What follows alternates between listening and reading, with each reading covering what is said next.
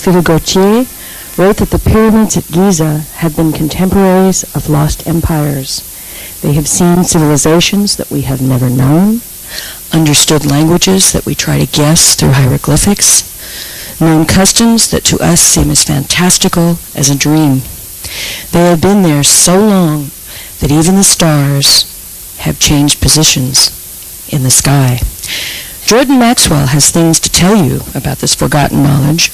Jordan Maxwell is a leading authority and researcher on ancient religions and secret societies, their symbols, emblems, fraternal brotherhoods, and how they relate to Egypt. Listen as he shows us the parallels between the ancient Egyptian symbols and their hidden meanings in modern religious beliefs. Please welcome the foremost expert on ancient religions and modern conspiracies, Jordan Maxwell.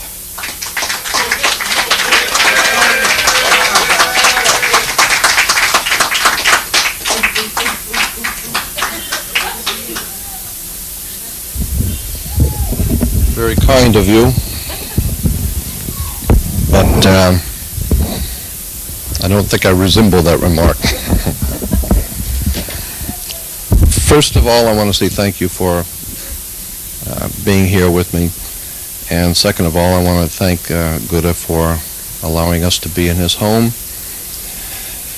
And I would like to say that I'm not going to present myself as an authority on anything, though I appreciate the very kind, courteous remarks. I don't consider myself to be an authority.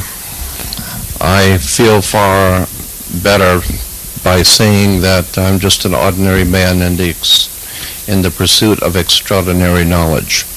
I'm fascinated by the things which are unseen. I'm fascinated by the spirit that pervades this country. And I feel that it's an idea whose time has come to look at the spirituality that's represented here in the Giza Plateau as opposed to the religion which is roughly based on it. So much of the work of the people of the book, Islam, Hebrew, and Christian, has been given to us, I believe, in a political setting rather than a true understanding of the spirituality that's again represented here on the Giza Plateau. I have been interested in the work of secret societies and fraternal orders ever since I can remember, because my family had, I think I mentioned this in the beginning when I opened the program, my mother had an uncle who worked in the Vatican Secretary of State's office. And every couple of years when he would come home as a child, I would sit and listen to the discussion with my father and his brothers and the men in the family discussing politics, religion, and commerce. And it became apparent to me that there was a system in operation throughout the world which decides and makes decisions for us. And there seems to have been some sort of a brotherhood throughout the world that decides what we will learn and what we won't. And esoteric information, for the most part, was considered to be information on a need-to-know basis, and we really didn't need to know. All we need to do is what we're told and think what we're supposed to and not cause any trouble. But I had two uncles growing up as a child who were federal judges. They were not mine, they were my mother's uncles. But they were federal judges. I had Catholic priests in the family. I had underworld in my family, Italian family. So I grew up listening to politics, as I said, religion, and big money. I am convinced that there's never been a religious movement in the world that wasn't a little political. There's never been a political movement that wasn't a little religious. I make a very big distinction between religion and spirituality. I believe that that which is represented in this country in its ancient past is totally different from anything that we relate to in our modern day world. In Christianity, we're given to understand that we're looking for a new millennium. I think the very concept of marking time is a comparatively new idea. I don't think the most ancients had a concept of the way we mark time on calendars. I think that was done perhaps politically for religious reasons, somehow or another metaphysically to control us so that we know when we're to do something and when not. But I don't think that the Spirit keeps track of time the way we think it does. And I am honored to have Hakeem with me today. It is an honor. And I feel I should be listening to him rather than him listening to me. But anyway, the whole subject of the millennium, we are told that very soon there's going to be a big celebration here on the Giza Plateau where all of the heads of state and all the most important people, by their own standards, are going to be here on the Giza Plateau to celebrate the new millennium. All of the most important elites are going to be here. That word elite is very interesting. It comes from an ancient Semitic word for God, El, which is actually goes back to an ancient, far more ancient word, Il, I-L, or I-L-E, or I-L-L-E-S, Ils, the Ilis. The Ilis or the Ils were the gods. And the gods were always to rule from on high. So this is where we get the word hill. They're up on the hill. As a matter of fact, in the Roman Empire, Caesar's seat of power for the Caesars of Rome was said to be up on Capitol Hill, or Capitoline Hill. And today we still have people in America who see themselves as gods and Caesars ruling from on Capitol Hill with their Senate. Nothing is more reprehensible to me than political power. I am totally turned off with the word authority. I don't like authority. It implies the word author. And immediately I question who wrote the law. I mean, actually, if you think about it, who said that the Queen of England is queen? What are you talking about when you discuss the divine right of kings? I suspect that it's a consensus reality, that enough people say something long enough and the group begins to believe it, as Hitler persuaded everyone to believe himself to be a god, and after a while the thing sets, and now we have the divine right of the Holy Family or the royal family. I have a particular aversion to the royal family of England. One has no alternative but to have a very ill feeling about the royal family of England when you know who they really are and what they're really doing.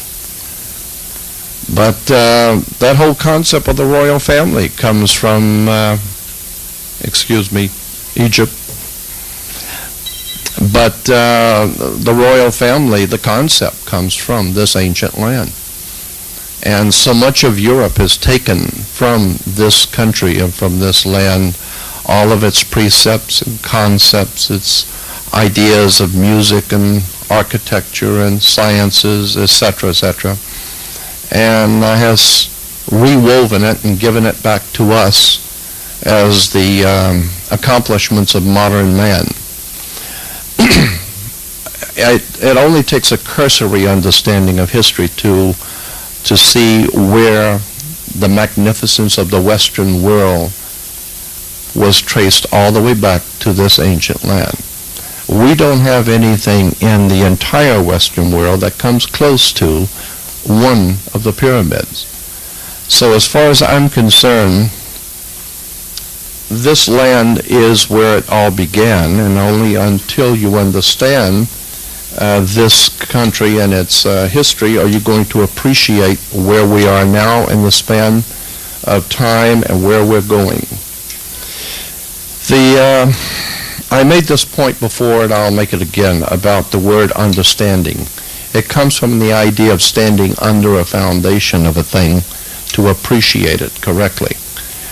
And I think that that's what we have to do with the whole subject of this ancient people in this ancient country, is to stand under the foundation to get understanding. And consequently, there is so much we need to know about the ancient world to appreciate how it fits into our lives today. This I leave to those who are better at it, like Stephen, my friend, who can explain these kind of things, but I have always been aware that there is an undercurrent of wisdom and knowledge which has been concealed from our eyes by our masters, and I am one for sure that has had enough of this kind of trickery. I want the truth to be known about this country.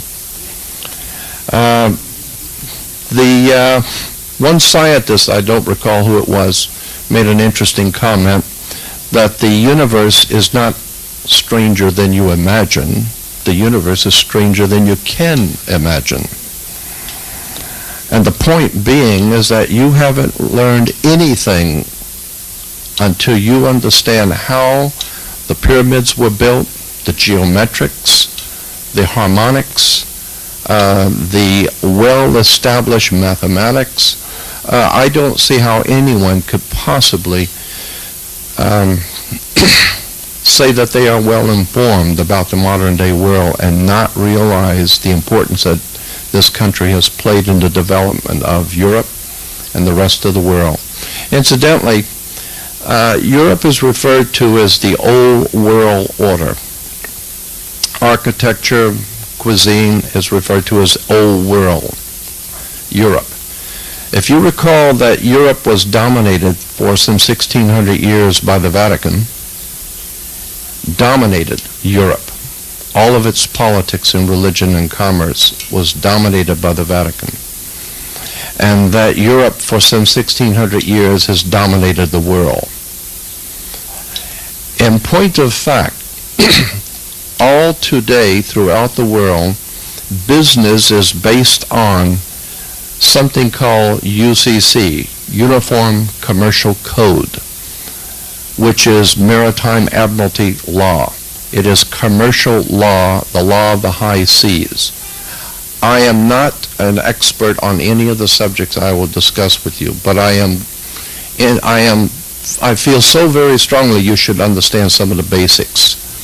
That Uniform Commercial Code, which is the, as I said, the law of the high seas, the law of commerce, which guides all corporate law in the world, all corporate business law, is in point of fact based directly on Vatican canon law.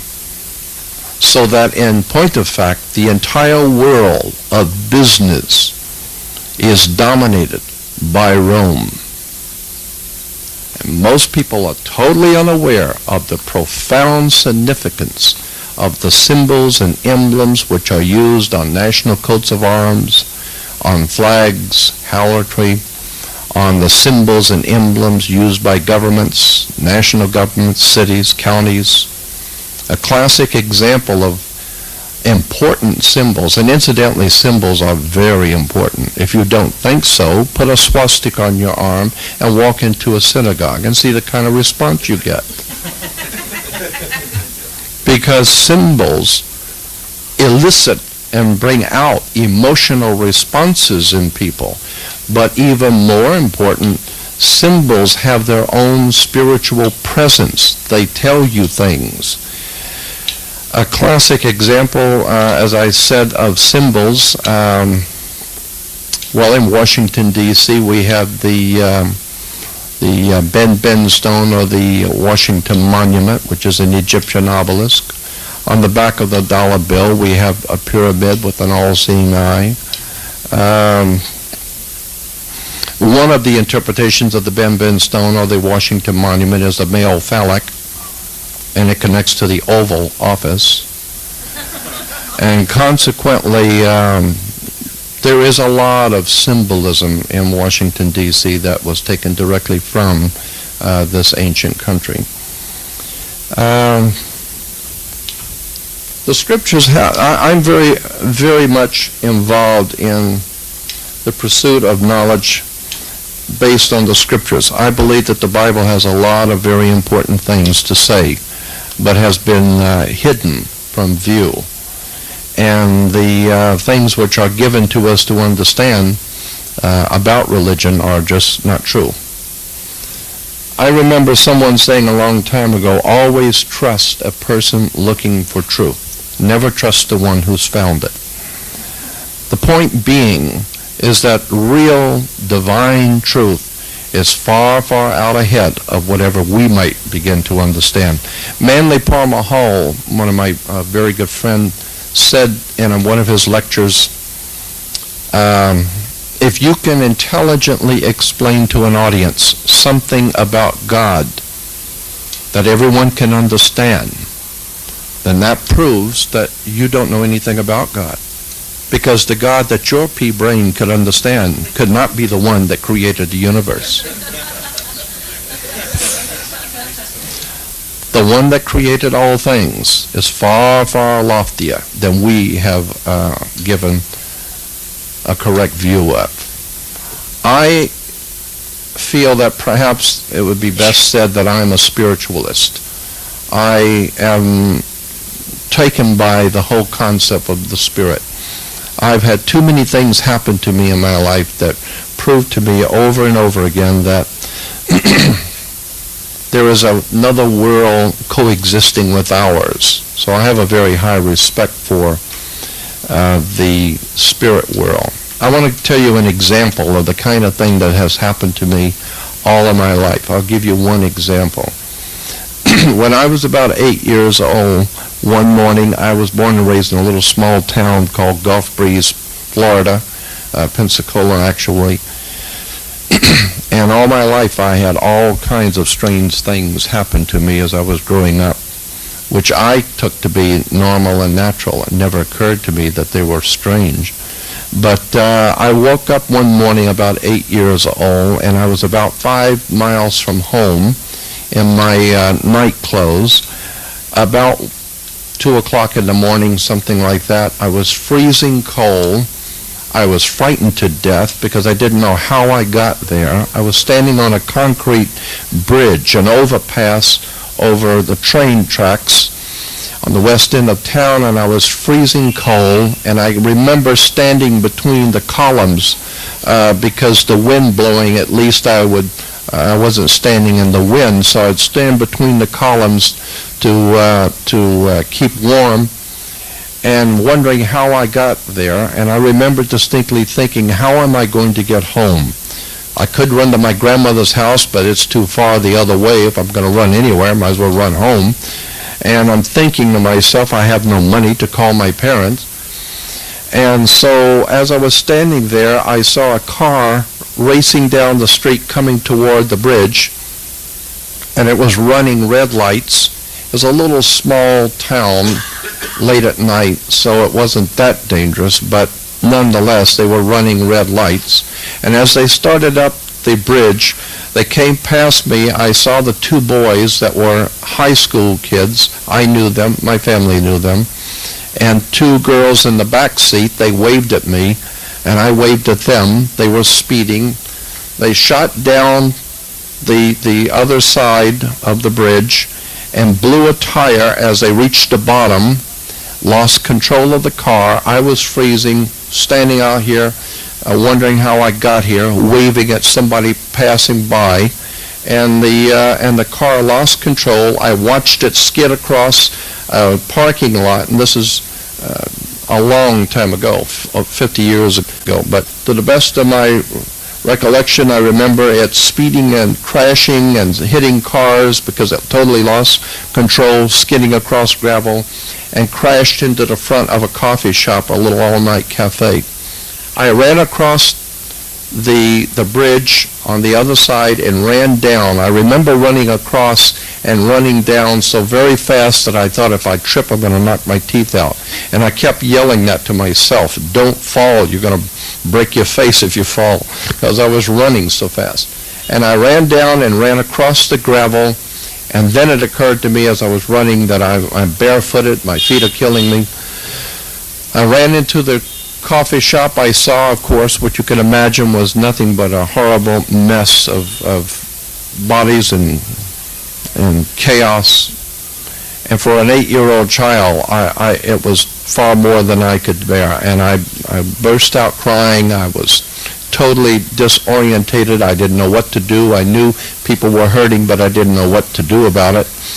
And I remember there was an old man that motioned for me to come over, and I went over and grabbed him and pulled him, and he kept pushing himself as I helped pull him over to the side. I turned around, and even at that time, even at 8 or 9 years old, I had the presence of mind to know that there were some people here you can't help. So methodically look quickly and see who you can help and what you can do to help.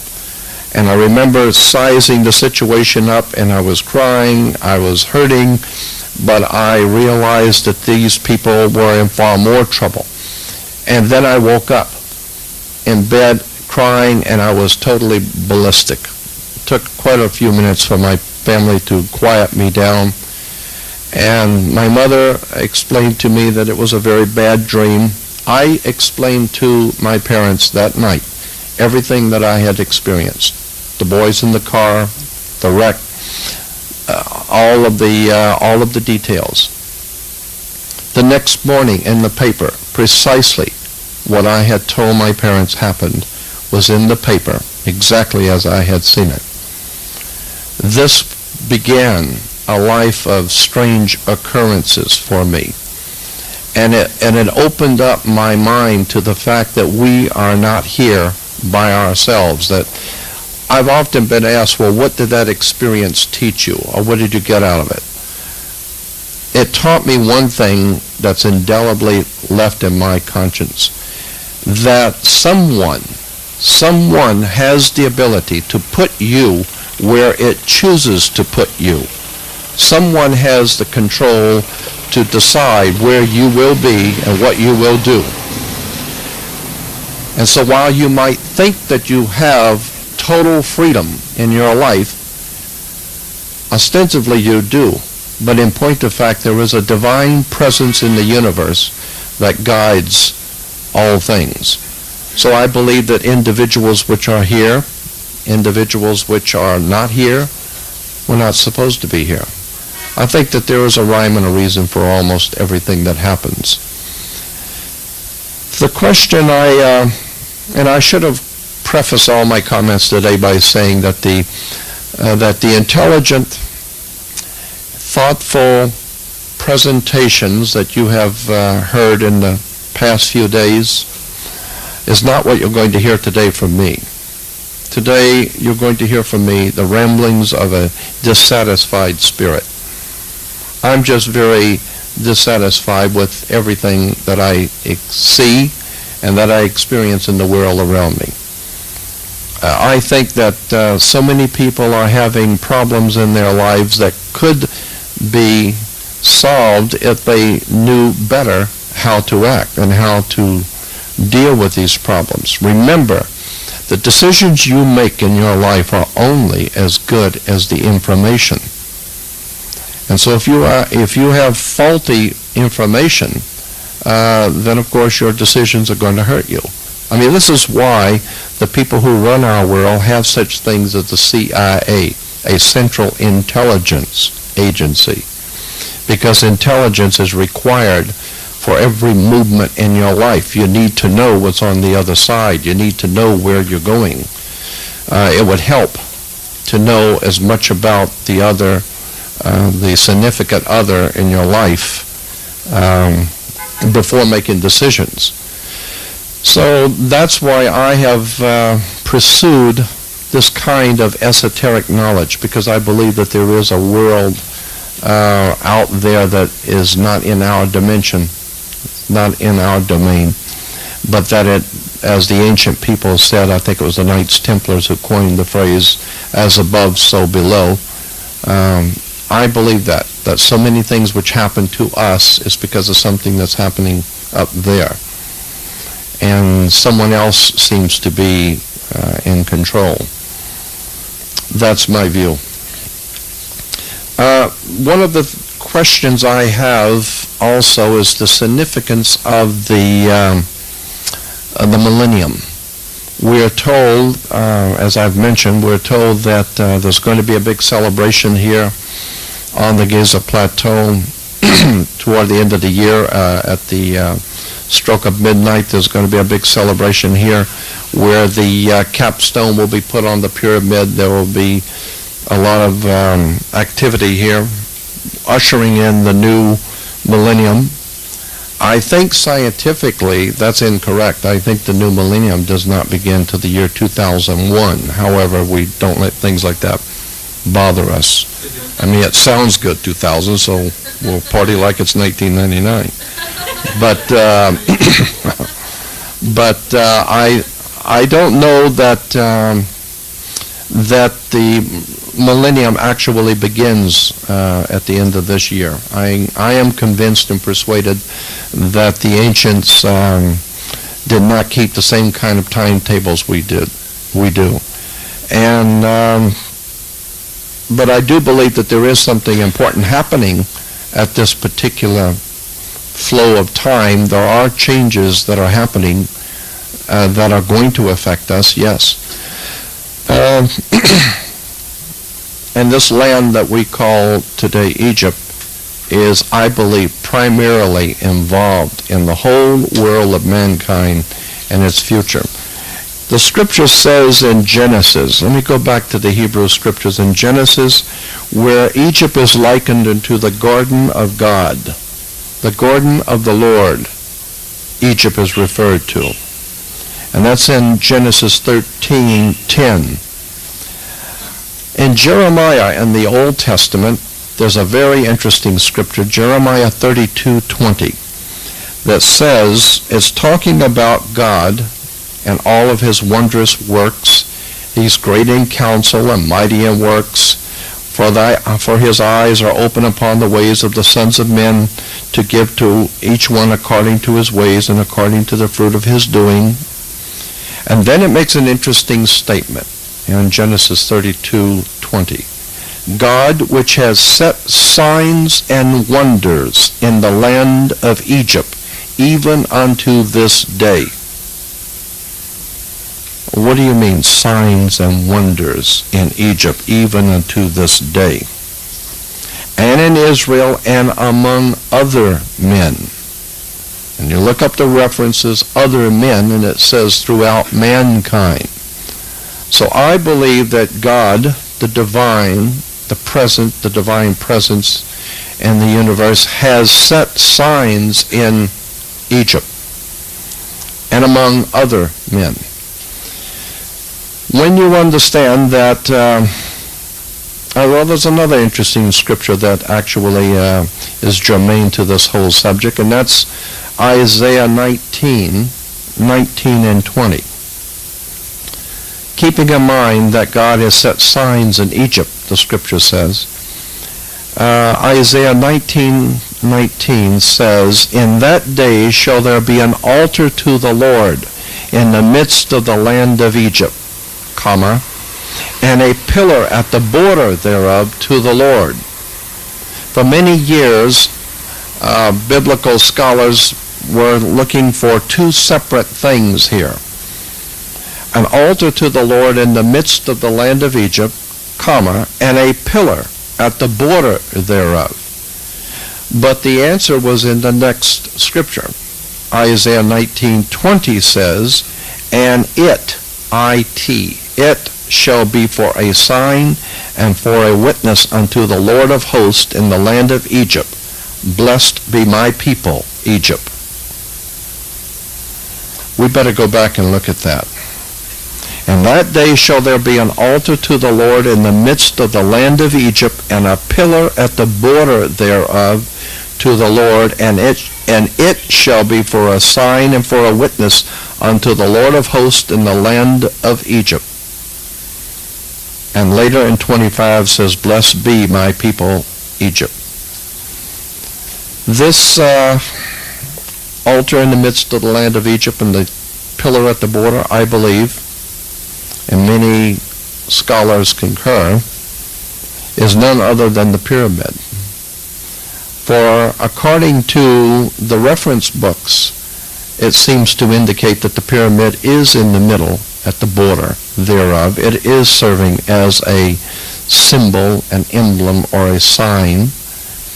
And relation to what we have learned from about the Giza Plateau being a power plant, I talked with my friend Stephen about this, that I think that there's more yet to this subject that Christopher was bringing out about the power plant concept of the pyramid. I think he's right on this. But I also believe that we, being biological batteries ourselves, we are an electrical unit of sorts ourselves. Our very thoughts are and can be considered to be in the virtual state. I think that there's something going on here on an even higher level with humans and that pyramid. I think that there is some sort of a resonant frequency in humans to somehow or another affect us, probably to open our minds or to open our spirits, so that while we may be talking about a very mundane thing of an electrical power plant, we're also talking about something that very well might be a sign or a symbol, which is an opening for us to move into a different dimension, perhaps. I hold all of these things as a very good possibility.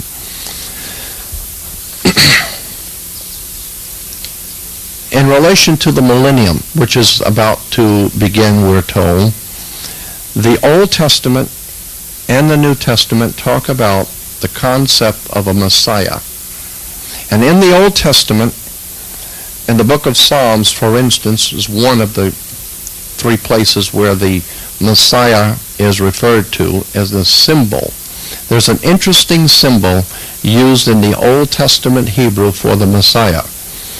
The same identical symbol is used in the New Testament for Jesus, the Messiah.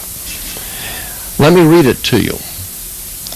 And then I also want to talk about the whole concept of Messiah and its implications for our time, the Messianic era. But in the book of Psalms 118, the Hebrew Old Testament, Psalms 118:22 says, the stone which the builders rejected is become the chief cornerstone. And this is from the Lord and is his doing, and it is marvelous in our eyes.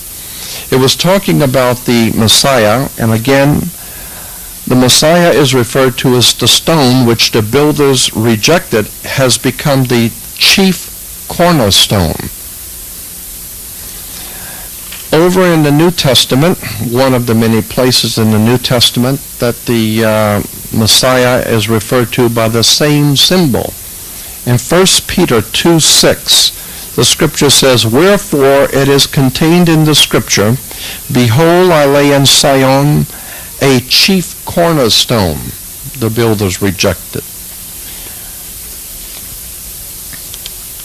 The reference works show, and again, there's at least three different places in the New Testament where Jesus is referred to as the chief cornerstone, the builders rejected.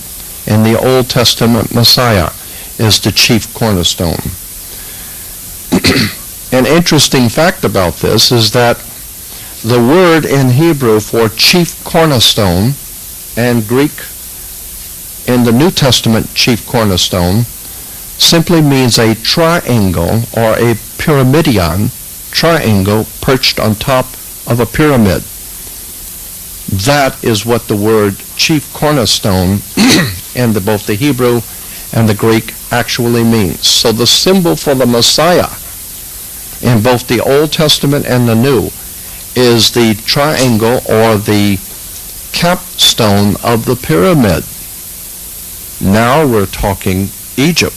Now we're talking this ancient land. We're not talking about Rome. We're not talking about the West. We're talking about the East. The sun always rises in the East. Light comes into the world from the East, not the West.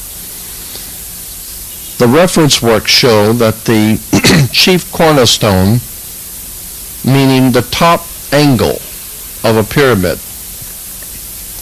Here Jesus Christ himself is acknowledged as the chief cornerstone.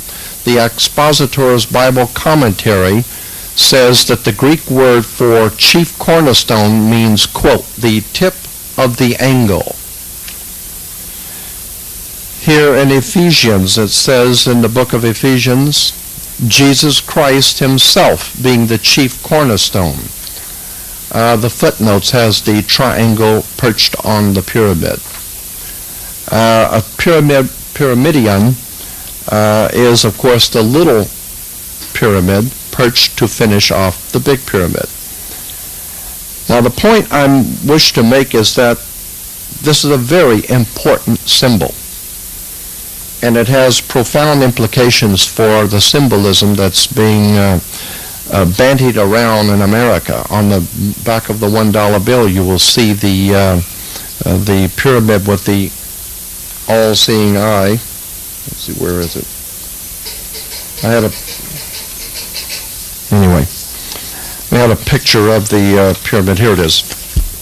Of course, the triangle at the top being, as I said, the symbol for the Messiah. You need to understand also that while this might be esoteric Christianity or esoteric Judaism, it is also well understood in political circles throughout the world. And that so much of the elite establishment of world government throughout the world is well aware of the implications of this ancient land and its symbols in the pyramid. So much so that the most important people in the world are coming here to celebrate something called a new millennium. What has occurred to me, a question which I have asked many times, is, does the new millennium about to dawn begin the 1,000-year reign of Christ, or does the 1,000-year reign of Christ begin the new millennium? In other words, according to the Christian tradition, if Jesus is to come back and bring a kingdom, and when he comes back it will inaugurate a new order or a 1,000-year reign of Christ, then does Christ or Jesus have to wait until the calendar date of the new millennium beginning? Why couldn't he come back 10 years ago? Why can't he come back 100 years ago? Because the concept is that the Lord Master coming back begins his 1,000-year reign, then whenever he comes back, that begins his 1,000-year reign. Or, as the churches in Christendom throughout the world are saying, that the new millennium will begin the reign of Christ. It will begin the new reign of the Messiah. Because if the churches are correct, then what we're talking about is an astronomical event, not a literal Messiah coming back. We're talking about a calendar event. That this Messiah cannot come back until we have a celebration. We have to have the celebration. It has to be on the calendar, and it has to be at the end of the 1,000-year period to inaugurate a new 1,000-year period. Now the Messiah can come back. He can't come back before. Do you understand the point I'm making? Which is which? Does the 1,000-year reign begin when the Messiah comes back? Or does the Messiah come back when the 1,000-year begins? The point is that the second answer is the correct one. The Messiah is an astronomical term, and that the entire concept and even the old Hebrew tradition of the Messiah was a period of time, a messianic era, a time that would come. And I am respectfully suggesting that unless and until we get our stuff together, spiritually speaking, that messianic era is long yet away from us. Because I don't believe that on this planet we are ready for a messianic era. We haven't even learned how to live with each other, much less live with that divine one who created us. We are in total disarray before our God. It's interesting that the symbol of the triangle has been used all over the world, politically speaking. It's an interesting subject which I have been working on for many years is the occult or hidden connection between the triangle and the circle and the new dawn, or the coming new dawn, of which Aleister Crowley was merely one of many who realized the implications of the subject of the new dawn. If you will go back in your history books and when the Soviet Union was still in existence, you will see that the Soviet National Coat of Arms had a sun rising over the earth with the hammer and sickle and the red star. The hammer and the sickle, incidentally, were separate symbols for thousands of years, and they were only brought together by the communists to cross them. The sickle was always a symbol of Saturn. The Saturnalian symbol, or the symbol for the planet Saturn astronomically, was an upside-down sickle, okay, surmounted by a cross. Rather interesting, I suspect. The symbol of the sickle being Saturn's symbol, the Saturnalian symbol of the planet Saturn, surmounted by the cross, and the hammer being the hammer in the ancient world was the axe. It became known as the hammer of Thor, the symbol for the ability of the gods to tear down, smash down with the hammer, and to build up with power. So those two symbols were crossed in the communist world. There's a whole story on the planet Saturn and its connections to the Nazi philosophy, the Nazi religious philosophy, the communist philosophy, the fascist. It is a fascinating story about how the planet Saturn has influenced both governments and religions throughout thousands and thousands of years. Symbols. Reminds me, what is the one symbol that was most prominent besides the swastika in Nazi Germany and in Nazi-occupied Europe? The one symbol that was most used and is most reprehensible to anyone who hated that system was a fasci, the symbol of world fascism. The symbol of world fascism, or the fasci, is a bundle of sticks with crisscrossed with a hatchet head. A bundle of sticks with a hatchet head is the symbol of world fascism. It's called a fasci. You will see on the nightly news in America, every night on C-SPAN, almost every night in America, you will see in the congressional room where the President of the United States gives his State of the Union message, in that particular room where the Congress and the Senate both sit. You'll see it on television at night. On both sides of the podium, most people are watching the speaker. in the podium and listening to his dribble. But no one seems to be aware that on both sides of the podium are two 12-foot high fasces, the symbol of world corporate fascism. This is, to my way of thinking, absolutely appalling.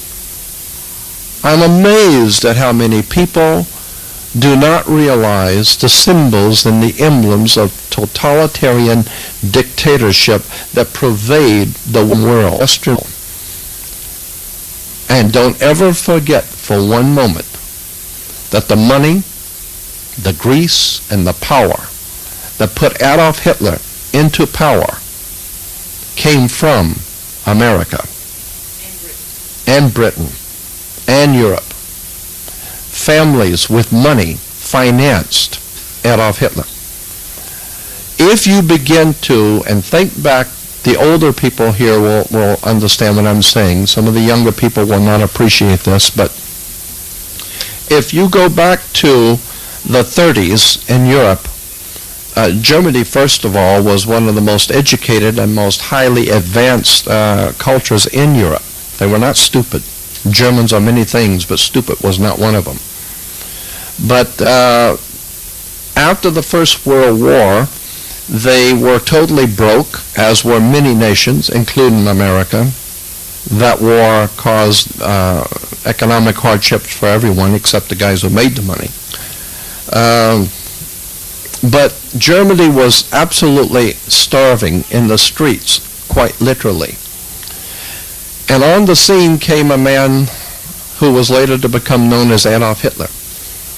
And he began arousing the emotions of the people that we need to clean this mess up. We've been had. We need to get back our greatness that was Germany and bring back the greatness of the Germanic people, etc., etc. And he began promoting himself, and he got elected to a small office and began to grow in power. And about the mid-30s, mid to late 30s, he began to grow quickly.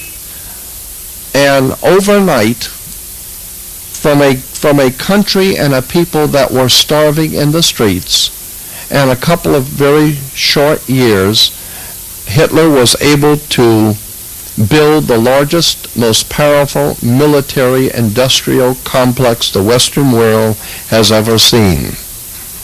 Where did he get the money? Okay? Consequently, I am of the opinion that for far too long, we in the West have conveniently overlooked the anti-Semitism which pervades our culture. And how I got on this subject, I don't know, but I have so many things bother me. This is one of them. This is not only a malady in itself, it is indicative of a continual malady the human race has, of racism and hatred for people who don't look like you, and a disrespect for people who do not live in your country or go to your church. And consequently, I think that it's about time that we start thinking in terms of a world of people living together and showing respect for each other and for our elders and for those things which are far older than our culture. I think that there's an awful lot of people beginning to appreciate that principle. I mentioned the word church. You know where the word church comes from? So many people are proud to tell you that they're churchgoers. I remember that I got a story that keeps coming up in my mind. I got to get rid of it. The child comes out with his father in front of the church, and he sees the big statue of a soldier in bronze, and the kid says to his dad, what is that statue for? And he said, oh, that's to commemorate the men who died in the service. And he said, which one, the 9 o'clock or the 11 o'clock? So, the word church, incidentally, is an interesting word. It's an English word, okay? It's an English word, church. It comes from a Scottish word, kirk. That's why you have one of the old hymns, Kirk of the Valley. Kirk in Scottish is church in English. But kirk in Scottish comes from a Greek word, Circe. And Circe in the Greek mythology was the mother Circe, who was able to put a spell on people and to bring them into her house and change men into pigs and eat them.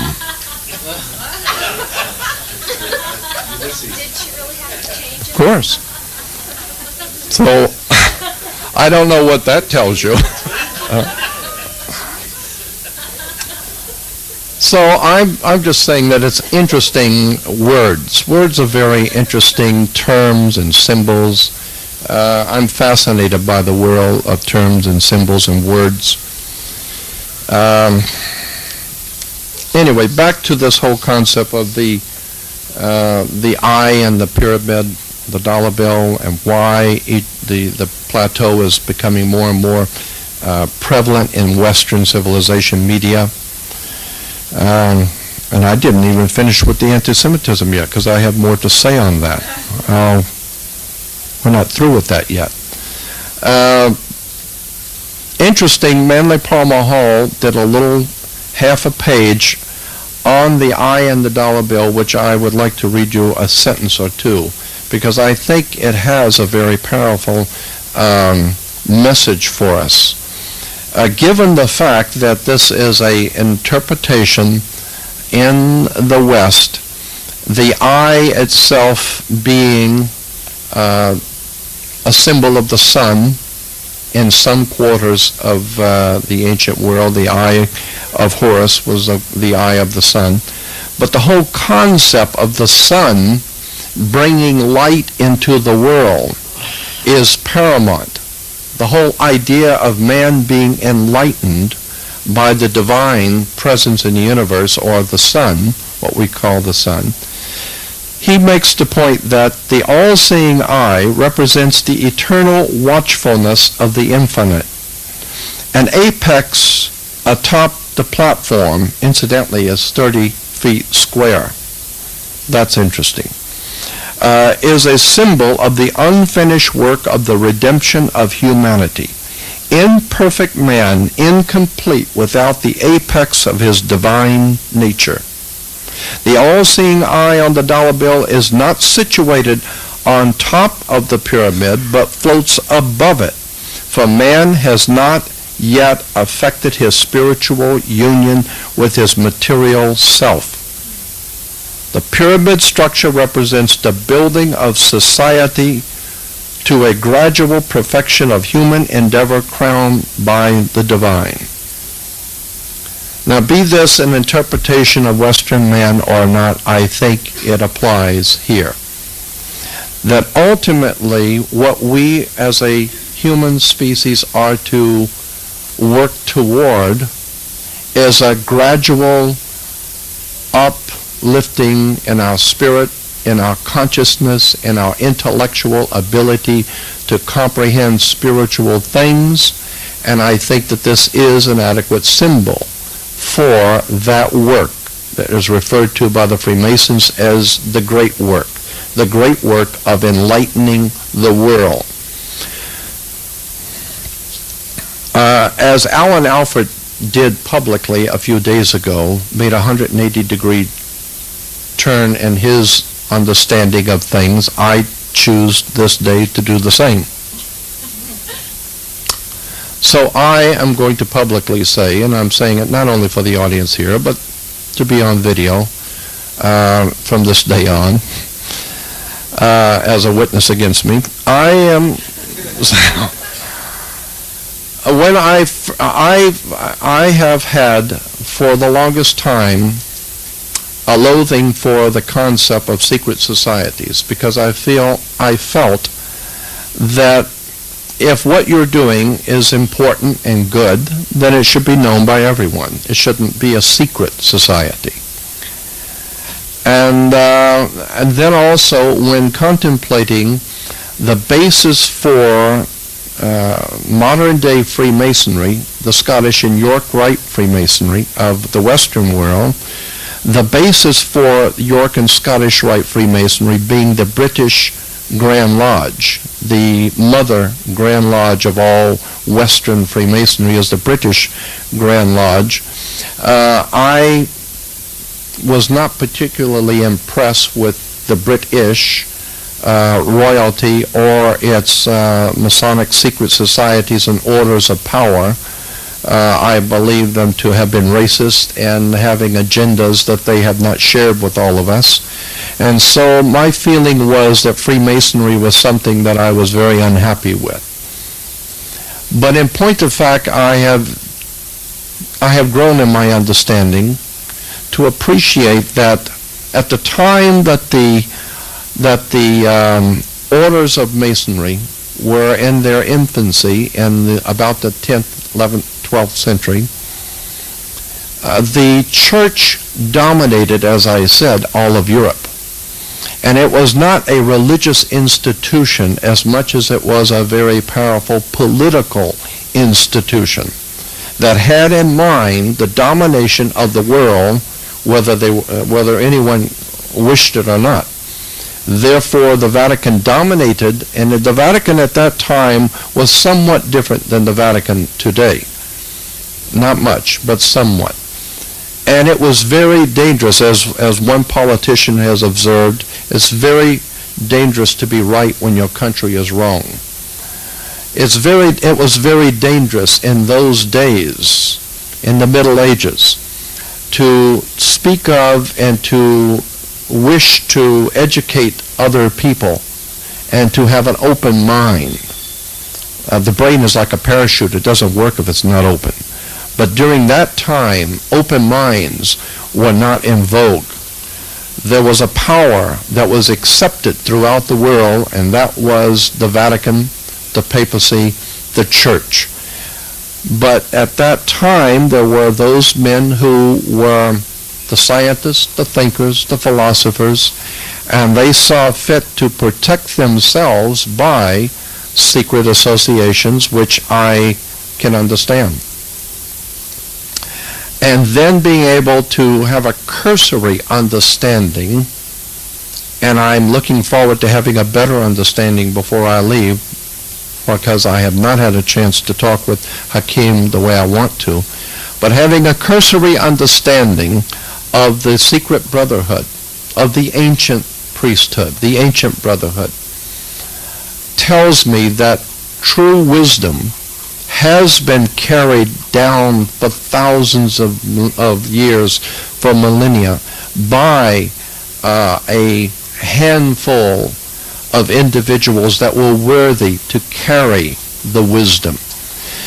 Because it appears to me now that to give this kind of spiritual wisdom to modern day man, or to mankind in general, so many people are not ready to use that kind of knowledge correctly and for the right purposes, and using it in love to help the human family to grow, but would misuse it, as we have seen in America, everywhere in the world that Europeans go.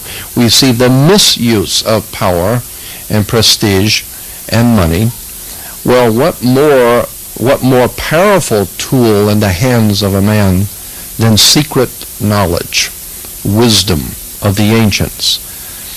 So I am at this moment saying that I have a different view than that which I have expressed before, and I have a high respect for the individuals who have brought themselves into secret association to protect the divine knowledge and spiritual learning, and who want to make this knowledge available to those who are prepared to accept it. Remember that when the student is ready, the teacher will appear.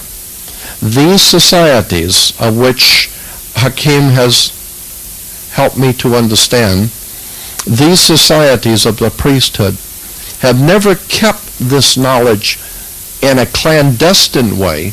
They protected it so as to give it to those who were worthy to know, who wanted to know, who were showing the correct spiritual foundations to accept this kind of knowledge. In the wrong hands could be very dangerous. We have found that academic and, what am I trying to say? That technology, academics and technology, without spiritual morality is a very dangerous thing. And so consequently, I, for one, appreciate the spiritual brotherhood who carries the wisdom that we are hoping to receive when we're ready. And again, I pay tribute to my teacher, Kareem, and others who have helped me to appreciate this better understanding of the general subject of secret societies. Now, that is not to say that there aren't societies who are founded for negative purposes. But that seems to be the way of the world. But I am mostly interested now in pursuing that wisdom which I realize has been here from day one and that is readily available to anyone who wishes it, provided, of course, that you have prepared yourself to be borne along by that Spirit. You cannot go into the mysteries, the ancient mysteries, with preconceived ideas about what truth is. As I said, truth is a very, well, it's been said before me, truth is a very subjective thing. So I consider that this is something that we all need to start thinking in terms of. Putting away preconceived ideas, going before the divine and asking for enlightenment, asking for guidance, and leaving it at that. You'd be surprised what the Spirit can do with you if you just put down all of your defenses and just make yourself available to the Spirit and say, help me to understand, and watch what happens to you. I am also persuaded that going into the Great Pyramid may very well have some sort of a spiritual effect on one. I cannot imagine that all of the tourists who have gone into the pyramid have appreciated it correctly. I think also, and this is just my opinion, since no one asked for it, I'll give it. It is my opinion that the Spirit will give to whomever it chooses, whatever it chooses. For many are called, but few are chosen. The principle being is that it will decide, that divine presence in the universe that men have called God. That one will decide what you will know and what you will have and what you won't. Just as your parents, knowing better than you as a child what you should know and not know, what you should be involved in and not be involved in, we are children of God. We are children of the divine, and I think that that divine presence will decide for us, according to our progress, what we will know and when we will know it. Therefore, I think the wisest thing and the wisest action would be for us to try, to the best of our ability, to prepare ourselves to enter into a spiritual domain which is very holy. I consider the pyramid, the Sphinx, and this entire ancient land to be holy. I think it is proven by the fact that all of the kings of the world have come to this land. All of the great minds, mathematicians, scientists, philosophers, all the great intellects of the world have pondered the mysteries of Egypt, They haven't found them out yet. So I have a very high respect for this people, this place, and the ability to be this close proximity to the Great Pyramids. It's a little after 11. I have some other subjects I'd like to get into. I want to go back and finish this anti-Semitism thing that I started. I think it is something that we need to look at because it is not only devastating to Semitics, it is also the same kind of thinking, hatred, whatever. It turns against all of us. I mean, there was a quote from from Nazi Germany. One Holocaust survivor, I recall, said something to the effect that when they came for Catholics, I was not a Catholic, so I really didn't care so much. You know, when they came for the Protestants, I'm not a Protestant, so what did I care? But when the powers that be came for me, there was no one left to help to protect me. I think that this is the problem. Too many people have decided that because it doesn't affect me, if I'm not Semitic, it doesn't affect me. When nothing could be further from the truth. The same mentality that would harm the family across the street has no respect for you either. This entire concept of racism, of the manipulation of people, exploitation of differences, needs to be exposed for what it is. I believe that we are different. There are different cultures in the world. There are different mannerisms in people, just as there are differences in women. There are differences in men. But one thing that does bind us together is that this earth is a living entity, and we're not passengers. We're part of the crew. We are part of this divine creation of the earth. And so I think we need to start respecting each other and it a lot better, because if not, chaos is going to reign in this world, and those masters who manipulate chaos will come out the winners. We will be even more subjected to totalitarian dictatorship. I think it's a time for freedom. I love to be free. I don't want to be the handmaiden of a totalitarian dictatorship. And so that's what I'm saying, that the idea being is that we need to clean up this kind of thinking across the board, because it's not just anti-Semitism, it's the hatred of different races and different peoples and the feeling of superiority among one group over another. There is no such thing.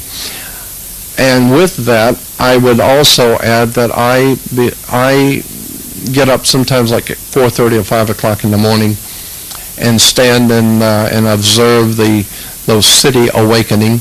And I see children on the street with little things to sell, and I see tourists pushing them aside, and that hurts me very much. I don't think for 1 minute that people who are visiting this land should in any way mistreat the people who live here. I think that if nothing else, I would be totally broke because I would give everything to the children. That's my feeling. But I don't think that we should not be that kind of person to look at a child and consider him to be a pest because he's trying to get our attention. I think we ought to show more love and concern and consideration for everybody, and especially the children. Politics. First of all, I have no respect for politics. That's basically what I could say on that. We'll go on to another subject.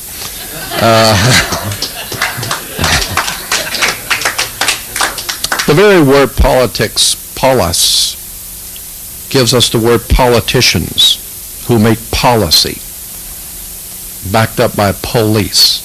I mean, The whole thing is nothing more than some way to control you. I want to give you an example of how clever the people at the top of this world are. There are many things that, and this would especially apply to Americans, I think you will appreciate it perhaps more than Europeans, but it just goes to show you how clever people can be in their wanting to manipulate and exploit people. I am not an authority on this subject at all. I am a novice. And I may have certain facts incorrect, but the basics I want you to understand. In the 1870s, after the Civil War, there was a corporation founded. There is a lot of documentation I can provide for anyone later who wants to get the correct material, but I'm just giving you a cursory understanding. There was a corporation founded 1870s. It was incorporated in Delaware. And the corporation's name, like Coca-Cola and McDonald's, that corporation was referred to in its corporate papers as the United States. Very clever. And it was stipulated that the employees of that corporation would not be called employees, but would be called citizens.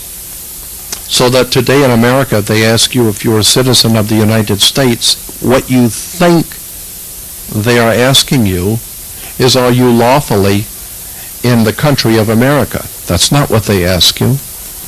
They ask you, are you a citizen of the United States, means, do you, of your own volition, out of your own mouth, testify that you are a franchisee of a foreign corporation incorporated in the 1870s under International Maritime Admiralty Law?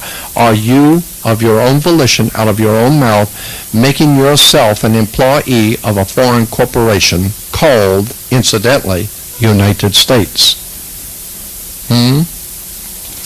Consequently, rather clever, I suspect. Consequently, that opens up a whole can of worms. It shows that there is a corporation, a company that was founded, and that we are merely franchisees of a foreign corporation. There's all kinds of interesting things begin to come out once you understand the principles. A classic example are terms and words. Are you aware that in the Ballantyne's Law Dictionary, 1948 edition, if you look up the word human being, go to a law library or to a large library and look up Ballantyne's Law Dictionary and look up the word human being. And it will say, see monster. So you look up the word monster. I wish I would have brought it so I could have shown it to you. And it says a monster is like a man or a woman, but it's a human being, meaning lesser than a man and a woman. Therefore, it cannot inherit land.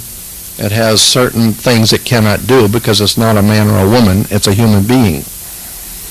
The whole idea of words and terms. For instance, when you go into a courtroom, why do they call it a courtroom? Why do they say that you are going there for justice, when the very word justice comes from the Emperor Justinian? Justinian, whatever his decision was, that was justice. So today we have justice. Incidentally, are you aware of the fact that the word, we have something in America called a system of justice. We have an educational system, a judicial system, a governmental system. How many people are aware that the word system is a Latin word, comes from a Latin word, and the Roman Empire for the sewer? The sewer in ancient Rome was merely referred to in Latin as the system. And so today, in America, we are proud to say that we have a system. And we do. It is a sewer. There's no doubt about that. I am saying that we need to make ourselves aware of words, terms, concepts, ideas, and begin to do something probably you haven't done before. Go back and start researching where words and ideas have come from. You will begin to appreciate that there's an awful lot of things that we take for granted, that we have no idea in the world where they came from, and that somewhere along the line, unless we are ready to acknowledge the fact that true spirituality is not based on Western man's religion, it is not based on Western cosmological concepts. True spirituality must be traced back to its source. And this is why the work of Lloyd Pye was so important to me, because I'm interested to know who designed us the way we are. Who put into us the different factions within ourselves. Who made us like we are, and how did we get here? That's why I appreciated so much of the different speakers bringing out the different points in relation to how we got here, where we're going, and what the pyramids and such things represent. There are so many different subjects that I like rambling on about. I don't think that a question and answer is appropriate, because I really don't have many answers for anything. So I have all the questions. I don't have any of the answers. But at this point, I'm going to, how long did we, about 40 minutes? Okay. I think I will. What now? Oh, yeah. Yeah, if you're tried in a court in an Islamic land, you're under Islamic justice. If you're tried in the Middle Ages under Rome, you were under Vatican justice, church justice system. In America, we have something called a criminal justice system. The implications of the word is that the criminals are administrating the justice. We have a criminal justice system. And if you think that is by chance humorous,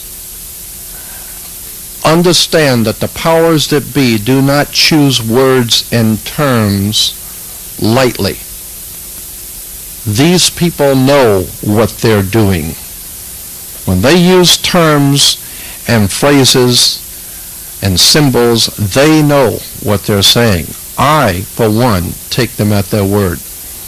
If they have a symbol that's on a national coat of arms, if they have a word or a term, I mean, why, for instance, do the Roman priests wear black robes and judges wear black robes?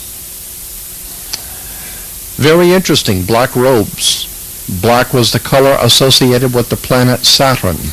Green was the color associated with the planet Venus. Red is the color, of course, associated with the planet Saturn. Black is the color. Red. That's what I'm sorry. That's what I meant. Even school children know that. Red. Right. Red is the color associated with Mars. But back to the robe. Why do the Catholic priests wear black robes? Why do you wear a black robe when you graduate from high school or college and university? And where does the word college comes from? It comes from the College of Cardinals. The whole concept of wearing a square black mortarboard goes back to Mecca. The square, the black square in Mecca, which is surrounded by the circle. It has to do with a very ancient symbolism. But how it has been used by the West and misrepresented by the West. If you think about the word court, going back to the judges who wear black robes in courts, the whole idea in a court is like tennis. The whole idea in a court is to put the ball back in the other guy's court, and you do that with a racket, because the whole thing is a racket. Yeah. Yeah, and the very word, if you look up in a legal dictionary, look up the word attern, A-T-T-U-R-N. An attern was used in the Middle Ages for the person who would take property at the instigation of the king or the magistrate. He would take the property from one person and turn it over to another. He was called an attern. And today, that's what attorneys do. They take property from one and give it to another. Cease it to be, I would say, suffice it to say, I have probably a list of people or institutions which I abhor. The top one is attorneys. I have no respect for attorneys. And the reason why is because they have misused their ability and they have misrepresented themselves around the world. They have misrepresented what they are actually representing. When you use the word law, what law? Again, you go back to terms and words, attorneys. There's a very big difference between an attorney or between the word legal and lawful. Things which are legal do not necessarily mean that they're lawful. Why do you have to have a license, for instance? You have to have a marriage license because the state is a part of your marriage and a marriage license. Now, if you find someone that you want to marry, that's wonderful, and if you want to get married before God, that's also wonderful. But you better get a license from the state first. And if the marriage doesn't work, you can go to God, but you're going to court first.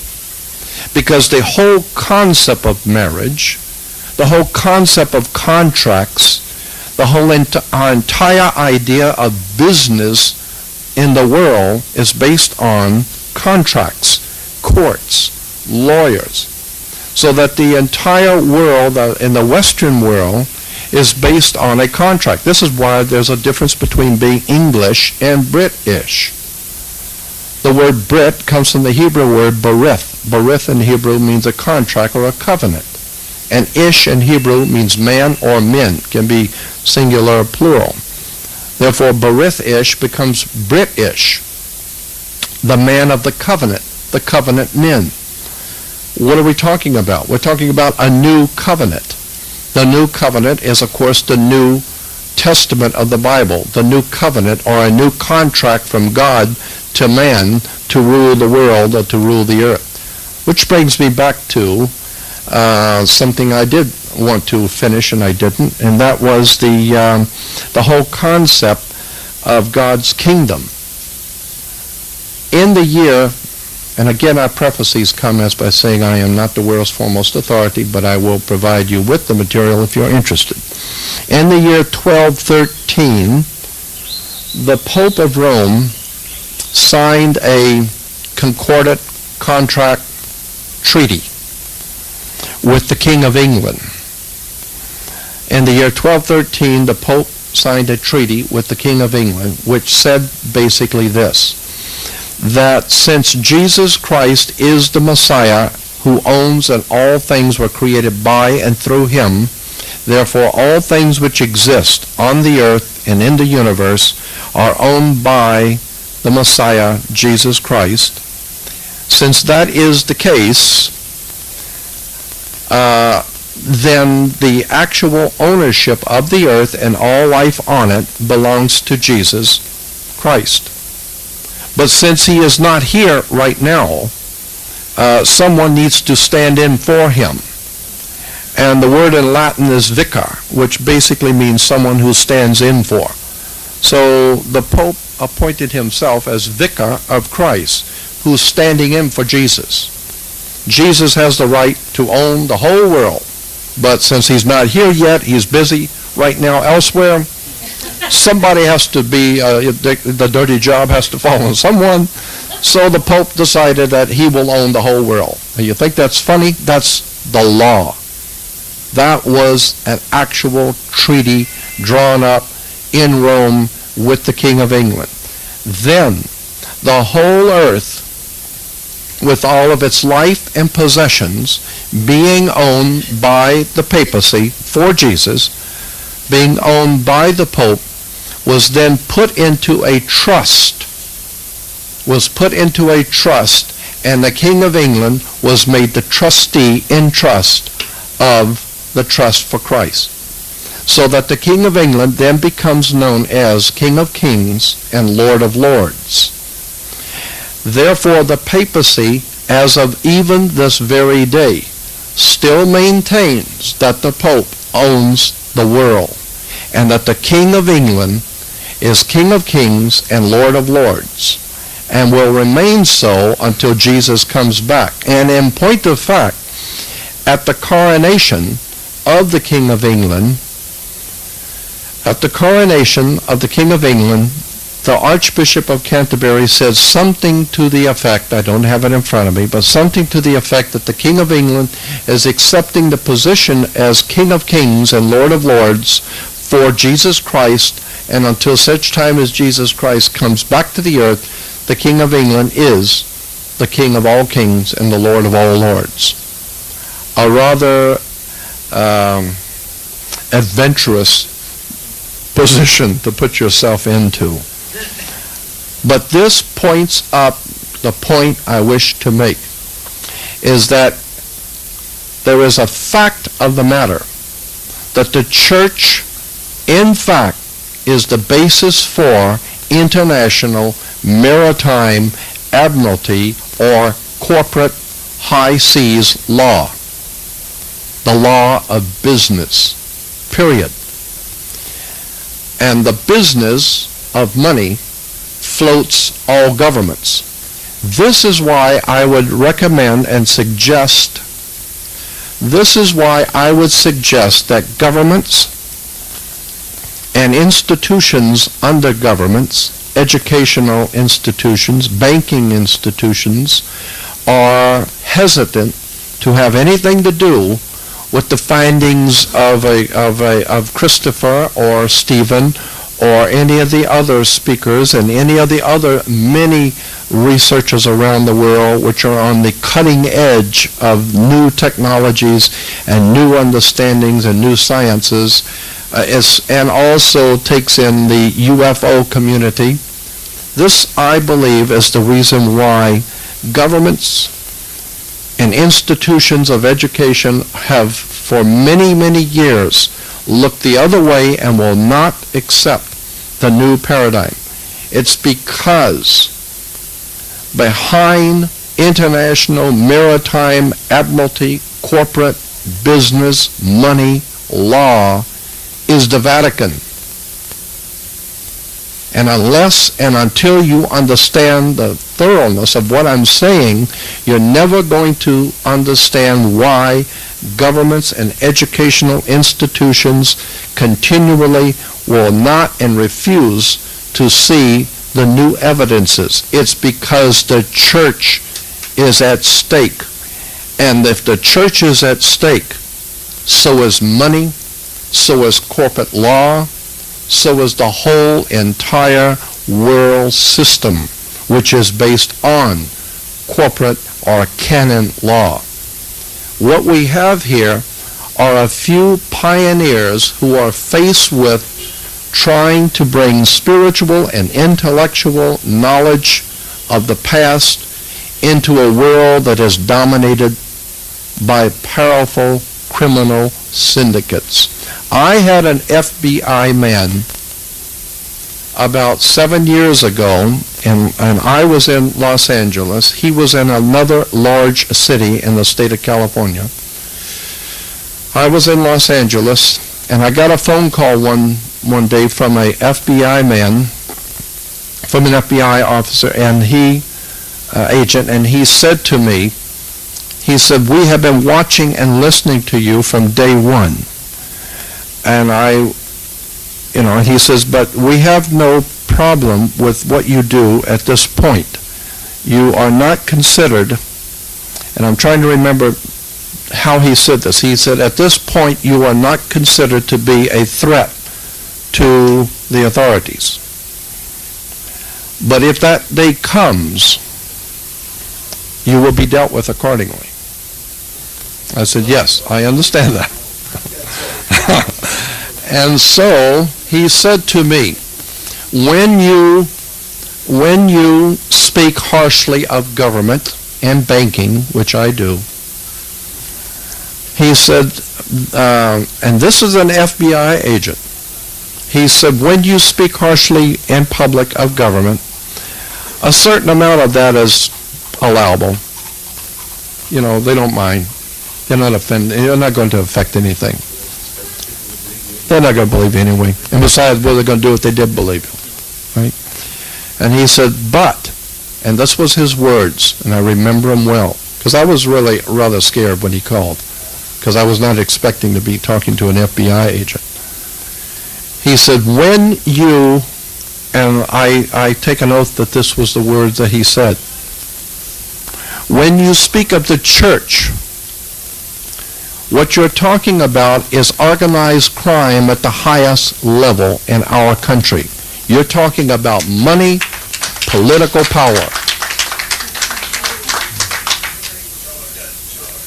So, he says, so as long as you are perceived to be an individual on a soapbox, no one is going to be concerned about you. No one is threatened.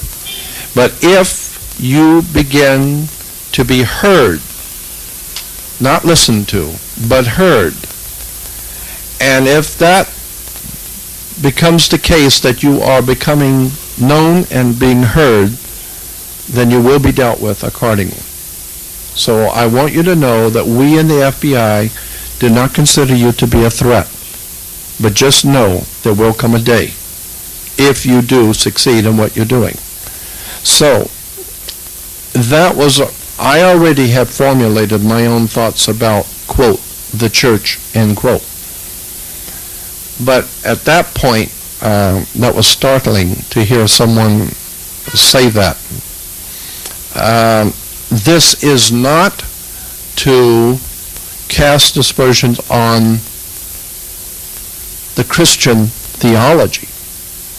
No, as a matter of fact, if you wanted to get serious about Christianity, then I would suggest you start right here with Coptic Christianity, because that's where it all began. And if you really want to get serious about the faith.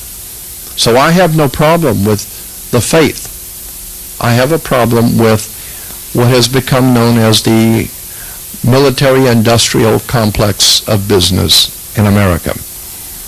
I believe that somewhere along the line we're going to have to begin to look at all of those institutions that are running the world and the people behind the scenes who own them. I have a very big and a very strong spiritual place in my life for the divine. I have no time for religion, government, big business, etc. But having said all of that, I think the way that I would conclude, again, is that I do not consider myself to be an authority, because I have found that the more that I learn, the more I don't know. And the more it becomes apparent to me that I am merely, like everyone else, on a journey. And from the time that I began this, my quest, my spiritual quest, many, many years ago. And as I said, I've had many experiences that have caused me to be and think the way I do. I have for many, many years been on this quest. 1959 is when I began. So I've been doing this kind of thing for 40 years. But it's only the last 12 years that I've gone public with what I believe is the work that I've been given to do. And I'll clarify that for you. My work, I believe, is not to present an intelligent, detailed presentation, but it is quite simply to confront the organized world and say you're wrong. There are things which you don't know or which you do know that you have concealed, and we need to start thinking in a whole new way about who we are and where we're going. And so I put myself out on the line to do nothing but just that. just calling people's attention to the fact that we do not know everything and that we had better start showing respect for the Spirit and for wisdom. And that wisdom is encoded and being held by priest and the holy men, of which we are privileged to have one among us. And again, I want to thank you for your time and for hearing me. And I think that's it. And if you do have any questions, I'll try and answer them. I have none.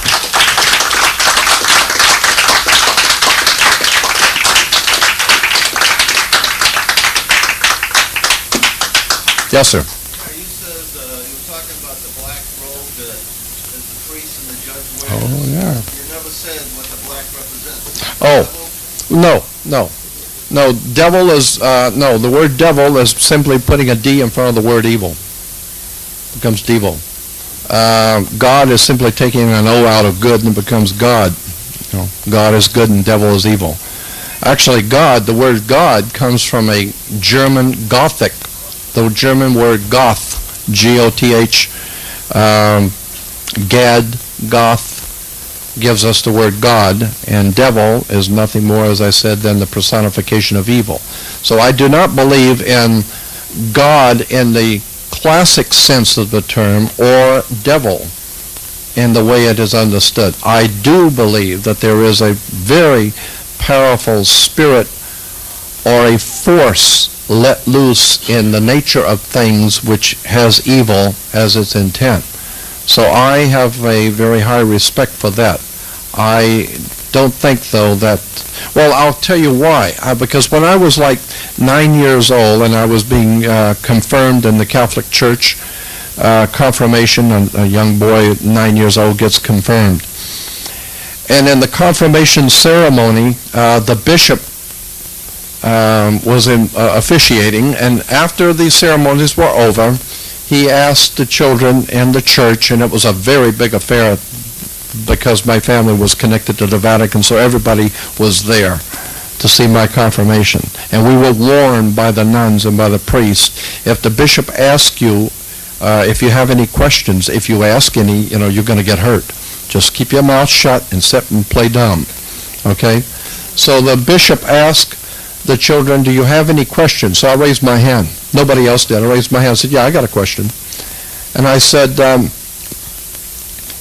my father works with torches. He's like a welder. Could I take a torch and burn a spirit, burn an angel? And he says, no. And I said, why not? Would it hurt him if I burned him? And he said, well, no. And I said, why not? He said, well, because you can't burn a spirit. Why not? And he said, well, because fire is a natural phenomenon. It has to have something like wood or paper or something to burn. You can't burn a spirit. And I said, well, then why am I worrying about going to hell if my spirit can't burn?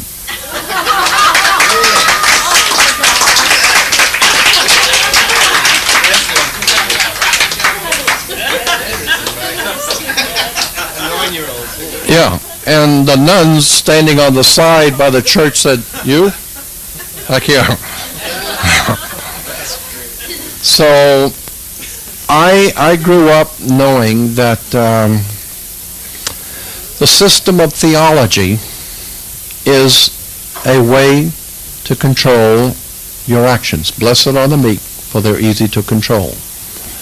The point being is that we need to understand that spirituality is a very powerful thing, and people need to get in tune with it.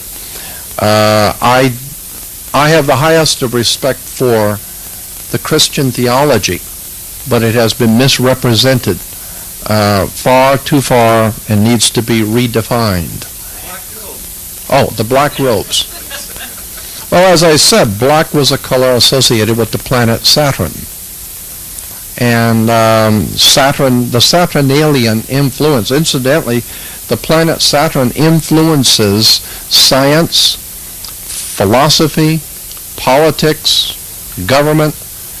Saturn, one of the old symbols for, one of the old names for the planet Saturn was L. A long time ago, L was Saturn. And consequently, if your god Saturn has appointed you, you became one of the elect.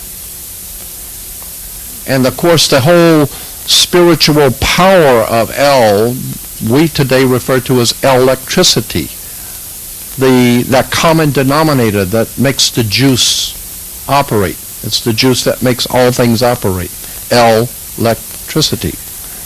This is why money is referred to as currency. It's the juice that makes things work. It's a current. And incidentally, as much as I hate banking, I have to admit that the Federal Reserve and the IRS in America are necessary evils given the circumstances under which America exists. It, of course, would be better if neither one existed. But the whole idea is like the breath of Shiva. The breathing out, the breathing in. Everything breathes in and out, in and out. Therefore, the breathing out of the currency is from the Federal Reserve, which prints the money. It's paper that breathes out into society. Now it has to take a breath in, which is the IRS. It's got to be pulled back in, and then put out, and pull back in. Why? Because it's currency. It's a alternating current. The idea being, of course, is if you just keep putting money out, everything will become totally worthless in a couple of weeks, and the whole system comes falling down, because for the first time, everybody will finally understand it's just paper. So you've got to make it look important by taking it back from people. So it's a breathing in and breathing out. Again, it's just currency. I'm fascinated by the use of words and terms. As a matter of fact, when you go into a courtroom, you will see the judge sits on high. He sits up higher than you. That's so the law can look down on you and you can look up to the law. And the judge is said to sit on the bench or rule from the bench. Look up the word bench. It's a Latin word for bank. So therefore the judge rules for the bank. This is why you cannot interrupt a church service or a courtroom procedure. You can be arrested for doing both. Why? Because the international maritime law says you cannot in any way interfere with the exchange of money. You're doing business here. Now, a courtroom is a business. The judge rules from the bench or bank. So you're conducting business. Yes. Yes. You speak that politicians, attorneys, they know very well the symbols, they know how to create the law in a way to manipulate people. So do they have their own secret society with initiation? And you understand the mechanics? Sure. Yeah, it's like the gang warfare in Los Angeles or any big city in America. They spray graffiti. Those symbols mean something only to those who are on the same level, only to those people who know how to read the symbols. And I've said for a long time that the words and terms and symbols that are used in our country and throughout the world are like letters of the alphabet. If you put them together, the symbols together, and know what they mean and what they imply, you're never going to figure out who's running what. But I mean, some of the most outrageously, overwhelmingly obvious stuff is occurring in America, and people don't even see it. I mean, you drive by an Arco, and you see Arco sign in America, the Arco oil. It's on the angle. It's a square on the angle. But if you square the square, it becomes the Knights of Malta cross. And so many times you will see symbols and emblems, national coats of arms and harlotry, as I said, and corporate logos. All can be traced back to secret societies, fraternal orders. I mean, it's an amazing world we live in. Is it chosen consciously or unconsciously? Say it again. Is it chosen, the symbols, is it chosen consciously, or they are not even aware of it? Oh, I think that the people at the top are aware. It's the 99% of the masses that don't even know they're alive, don't know what these symbols mean. So many people just go daily in their chores and have no idea in the world that when you pull into a service station, why there are 7 major oil companies. Why do they call them the 7 sisters? Why, why is 3 so very important? Why do we have a trilateral? Why is the whole world based on tri or 3? There's a lot of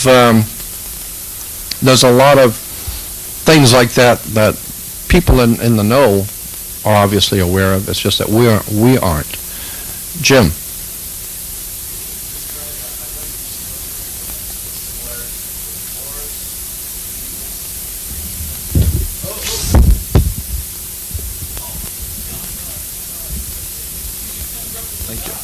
Huh? Go on. That was the flow of the Spirit. Yes.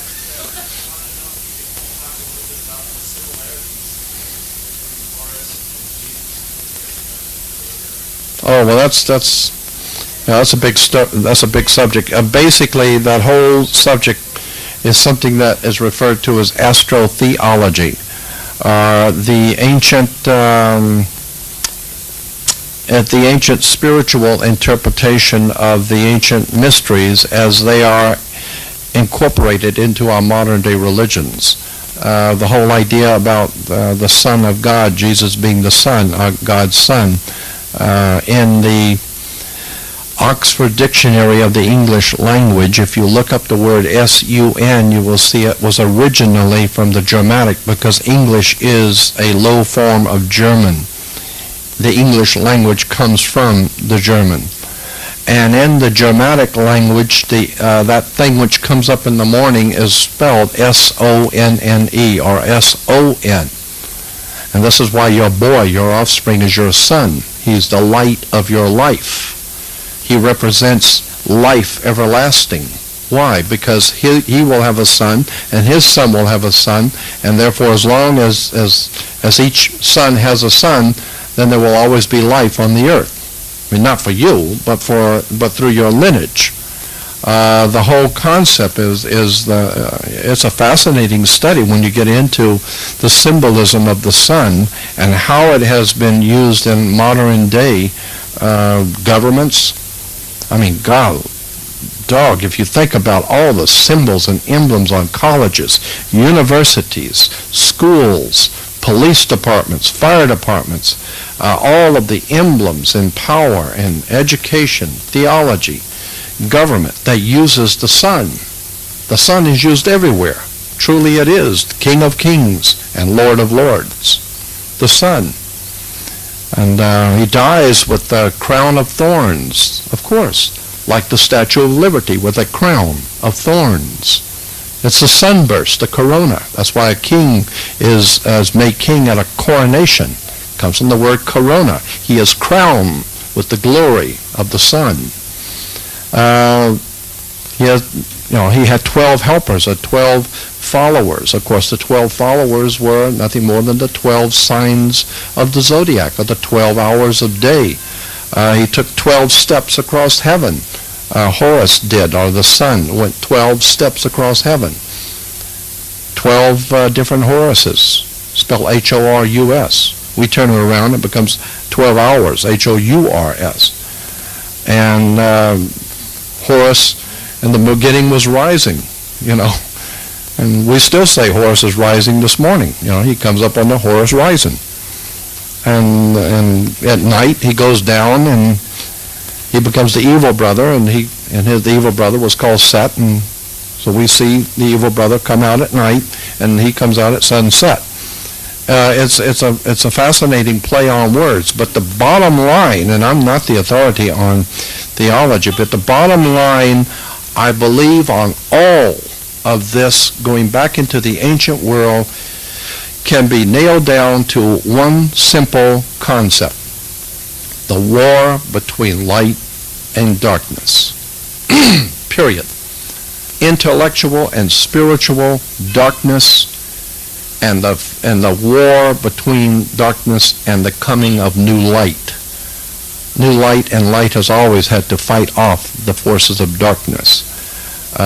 We still are. We're still trying to do that. We have great authors and great teachers and men who are trying to bring intellectual and enlightenment to a world filled with darkness.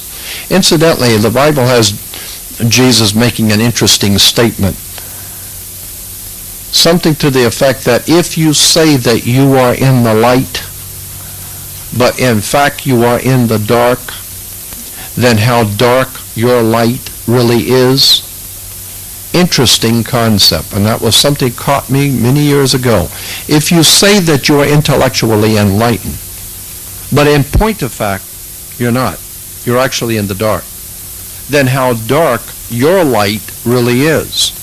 Meaning that it would be better for you to say that you know nothing, because everyone knows you know nothing. God knows that you know nothing. And it would be better for you to admit going in that you know nothing. Then there's room now for you to become enlightened. But if you say that you're in the light, then the divine is saying to you, I hope you are. Because if we find out you're not, you got some serious problems. So you come on up here and you show me how much light you say you got, and you better have it. Because if you play dumb and act like what you really are, ill-informed and unread, and if you really are humble, then there's room to invite you to come into the light. But if you've already got it, then there's no room for hope for you. So I think that this is a very safe place for us to be. Assume we do not know virtually anything about the divine, and listen to those who are trying to help us to enlighten us spiritually. And again, I draw the attention to a holy man that's with us today. Yes, Green. Yeah. Thank you, George. I was really enjoying your talk, and I want to say, as far as these keepers of the keys, or the ones holding this wisdom tradition, Yes. for the positive, it's been a very bittersweet journey, I think, I'm grateful that you pointed out that the real keys are within we as beings, as Sesh, and that's the only time we'll know when it's ready to start opening. But it's there. I mean, it's coming because we're considering things in our own personal philosophies that 6 months ago, 6 years ago, 10 years ago, we'd never dream of entertaining the notion.